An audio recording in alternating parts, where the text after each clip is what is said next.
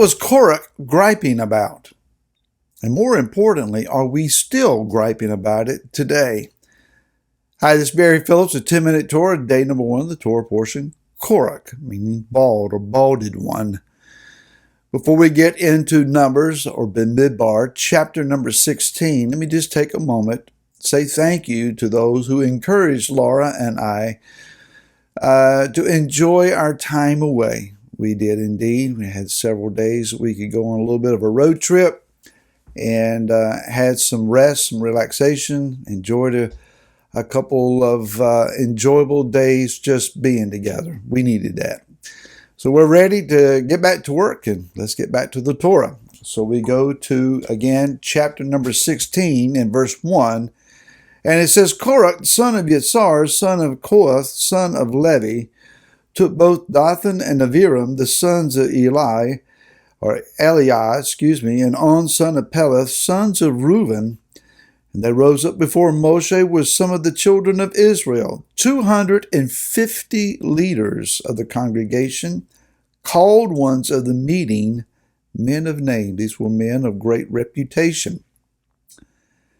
And they assembled, here's the key word, not in front of, not along with, not in counsel of, but against, standing in opposition against Moshe and against Aaron, and said to them, enough of you, for all the congregation is set apart, all of them, and Yahweh is in their midst. Why do you lift yourselves up above the assembly of Yahweh?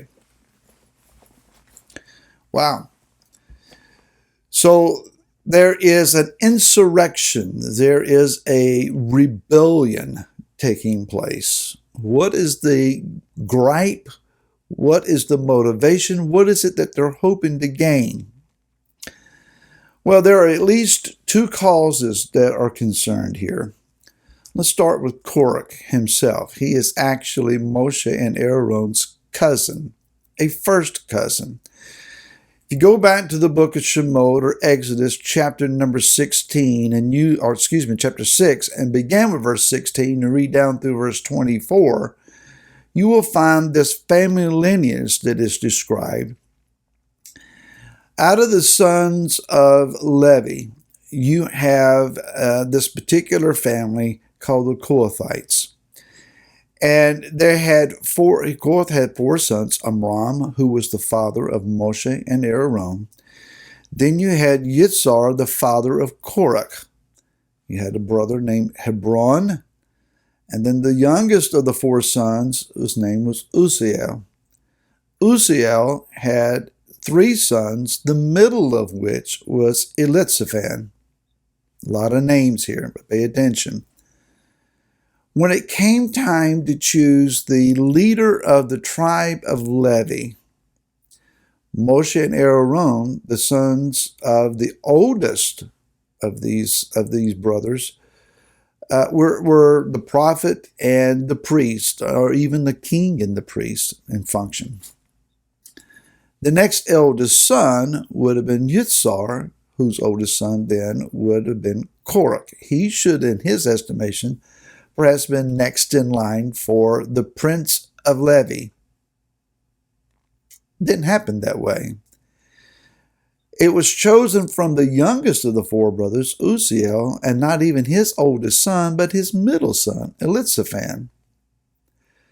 Perhaps then Qorach feels very slighted. He's not only overlooked, but he's overlooked and preferred over by one who is a very minor player in the whole family scheme. So perhaps there's this, not sibling rivalry, but relative rivalry that is going on. He feels slighted. He's offended. He is offended. Listen to that. And out of his offense, perhaps, he begins to rally those to his cause. Now, what's Dathan and Abiram got to do with any of this? They're Reubenites.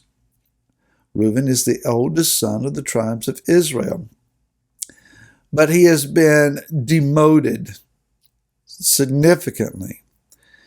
Shimeon has revealed himself to be a very fleshly oriented tribe. When it comes time to discuss the role of Balaam and the counsel to the Moabite women to lead the tribes astray, the Shimeonites seem to be the major players in that. Levi is given the priesthood. The next leadership is Yehuda. Yehuda has taken the charge. And the priesthood, the eldest son idea of priesthood, has been given to the third son in line. Reubenites may have been slighted as well, saying, we're just being trampled on and we're not happy. When people don't get what they want, what they think they deserve, when people are not applauded, appreciated, slapped on the back, given a handful of attaboys, when people are not affirmed as they deem themselves worthy of, they feel slighted. Especially when it's not just that they didn't get what they want, but what they wanted was given to somebody else.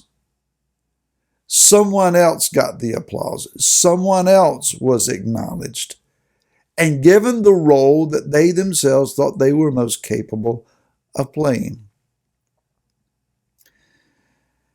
I was thinking about something earlier today, and I was wondering, why is this on my mind? It just came to me out of the blue, so to speak. But I remember as an older teenager playing softball on the church softball team back in those days, a long time ago. And there were enough men that wanted to play that not everyone could play, obviously, at once. There were 10 players on the field for the softball league. And so I rode the bench quite a bit, but I showed it to practices. I practiced at home. I played well in my estimation and felt I deserved at least a spot, at least to fill in. Going to the practices early for all the games, warming up, ready to play, and oftentimes coming home and never touched the field. Obviously disappointed. There were a couple years there where I just went to the coach and said, I'm wasting my time. I'm showing up, practicing, doing all that I need to do, and I play as well as some, and I'm sitting on the bench. I got other things I got to do. Was I right in that? Probably youthful mindsets was not the best. But I was slightly offended. Probably greatly offended in those days. The understanding is, though, that when things don't go to suit us, we gripe and we grumble. Something else may have been going on here as well. The Chabad, in their commentary, offers the understanding that when the 10 spies went into the land, as we studied last week, that they realized that they were going to be leaving the heightened spiritual arena of the tabernacle and the glory cloud and man on the ground and water from the rock and go and get dirt under their nails and start working a regular, mundane, physical existence in the land.